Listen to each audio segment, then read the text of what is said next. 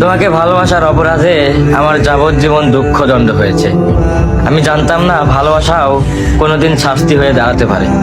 তবুও আমি তোমাকে ভালোবেসেছিলাম মন থেকে, ভয় না পেয়ে, হিসাব না করে। আর তুমি চলে গেলে খুব সহজেই, শুধু এই একটা কথা বলে, আমি তোমাকে ভালোবাসি না।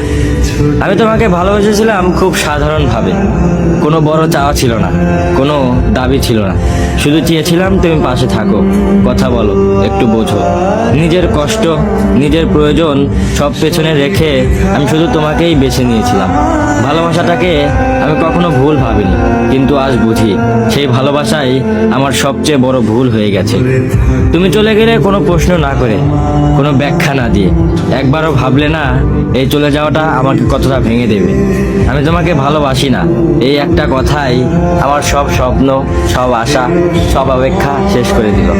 এখন আমি বেঁচে আছি ঠিকই, কিন্তু প্রতিদিন বেঁচে থাকাটা শাস্তির মতো লাগে। কারণ আমার একমাত্র অপরাধ ছিল, আমি কাউকে সত্যি সত্যি ভালোবেসেছিলাম।